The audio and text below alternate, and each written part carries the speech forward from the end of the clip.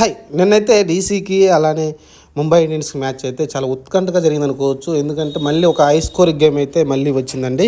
దాదాపు 234 పరుగులైతే ఎంఐ చేసింది. దాన్ని చేజ్ చేసే ప్రయత్నంలో అయితే 205 పరుగుల దాకా వచ్చేసి అయితే డీసీ అయితే ఆగిపోయింది. డీసీ కూడా చాలా పోరాటం ప్రతిభ అయితే చూపించింది.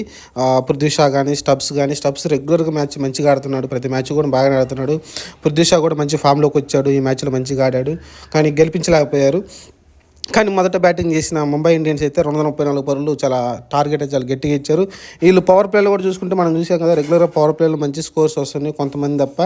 75 పరుగుల దాకా అయితే పవర్ ప్లేలో ఇషాంత్ కిషన్, రోహిత్ శర్మ ఇద్దరు జోడించారు. కానీ రోహిత్ శర్మ అన్ఫార్చునేట్లీ బౌల్డ్ అయ్యాడు. 49 పరుగులే ఒక బాల్ ఉంటే ఒక హాఫ్ సెంచరీ పూర్తయి ఉండేది. కానీ 181 స్ట్రైక్ రేట్తో మంచి స్ట్రైక్ రేట్తో మెయింటైన్ చేశాడు.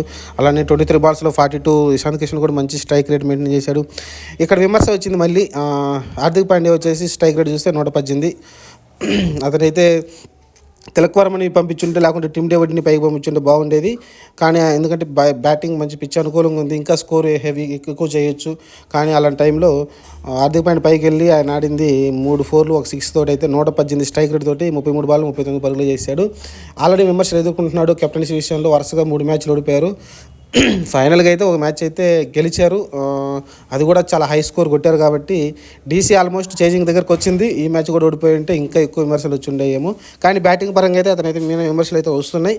యాక్చువల్గా అతను లోయర్ ఆర్డర్ బ్యాట్స్మెన్, లాస్ట్లో వచ్చి హిట్టింగ్ చేయాలి అతను. కాకపోతే ఇప్పుడు పైకి వచ్చి ఆడే ప్రయత్నం చేస్తున్నాడు. సూర్యకుమార్ యాదవ్ చాలా తర్వాత వచ్చాడు మ్యాచ్లోకి, కానీ డక్అవుట్ అయ్యాడు. చూద్దాం, అతను రావడం ఖచ్చితంగా ముంబై ఇండియన్స్కి చాలా ప్లస్ అవుతుంది. మొదటి మ్యాచ్లో ఏదైతే లోటు ఉందో ఆ లోటు అయితే తీర్చే ప్రయత్నం అయితే సూర్యకుమార్ యాదవ్ చేస్తారనుకుందాం. ఇంకపోతే ఇంకా తిలక్ వర్మ రాలేదు, కానీ టిమ్ డేవిడ్ అలానే రొమారియో షెఫర్డ్ అబ్బాయి ఏం ఆడారండి.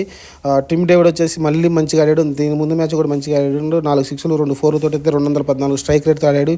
అలానే రొమారియో షెఫర్డ్ అయితే మరీ విజృంభించి నియర్ 400 స్ట్రైక్ రేట్తో ఆడి చూసాం. 390 స్ట్రైక్ రేట్ తోటి 4 6లు 3 4లు 10 బాల్లోనే 39 పరుగులు చేశాడు. అతనికి ఇంకొక 2 బాల్స్ ఉంటే ఈజీగా వరల్డ్ రికార్డ్ అయి ఉండేదేమో. ఎందుకంటే 12 బాల్లో యువరాజ్ సింగ్ పేరు ఉంది అనుకుంటాను, హాఫ్ సెంచరీ రికార్డ్ అయితే ఉండేది, మిస్ అయిపోయింది. ఇది మరి ఈ మ్యాచ్లో ఇంకా డీసీ అయితే స్టార్ట్ చేసింది మంచిగానే. కానీ స్టార్టింగ్లో పృథ్వీ షా మంచి భాగస్వామ్యం వచ్చినప్పటికీ వార్నర్ నుంచి మళ్ళీ సపోర్ట్ అయితే రాలేదు. ఈ మ్యాచ్లో వార్నర్ ఎక్కువ ఫెయిల్ అవుతూ ఉన్నాడు. ఆ తర్వాత మళ్ళీ పోరెల్ నుంచి ఒక మంచి నాకైతే వచ్చింది, కానీ మంచి స్ట్రైక్ రేట్ అయితే మెయింటైన్ చేయలేదు. 132 స్ట్రైక్ రేటే సరిపోలేదు అదైతే. ఆ తర్వాత స్టబ్స్ ఎక్సలెంట్ నాక్స్ ఆడుతున్నాడండి. ఇంత ముందు మ్యాచ్లో కూడా మంచిగా పంతో కలిసి మంచి పార్ట్నర్షిప్లు క్రియేట్ చేయడం చూసాం. ఇక్కడ కూడా మళ్ళీ సేమ్ స్టబ్స్ అయితే 25 బాల్లోనే 71 పరుగులు చేశాడు. 204 స్ట్రైక్ రేట్తో ఆడాడు.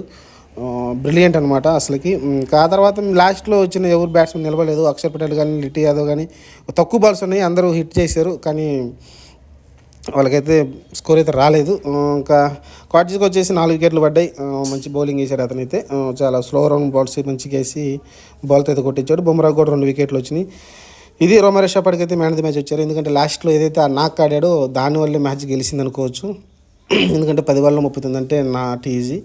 400 స్ట్రైక్ రేట్ అంటే ఆ డిఫరెన్సే ఇక్కడ కనిపించింది. అంత ఎలక్ట్రిఫైయింగ్ ఆడేవాళ్ళు డీసీలో కనిపించలేదు. అందుకే మ్యాచ్ అయితే ఓడిపోయారు డీసీ అయితే. ఇది ఓవరాల్గా ఫైనల్గా అయితే ముంబై అయితే ఒక మ్యాచ్ గెలిచింది. చూద్దాం, వాళ్ళకి అలవాటే స్టార్టింగ్ మ్యాచ్లో ఓడిపోయి తర్వాత ప్లే ఆఫ్ రావడం. మరి ఇది కూడా అలానే పరంపర కొనసాగుతుందా, లేకుంటే చూద్దాం. ఇంకా ముందు మ్యాచ్లు చాలా ఉన్నాయి కదా, ఇప్పటికి తక్కువ మ్యాచ్లు 4 మ్యాచ్లే కాబట్టి ఇంకా చాలా మ్యాచ్లు ఉన్నాయి, చూద్దాం జరిగిద్దాం.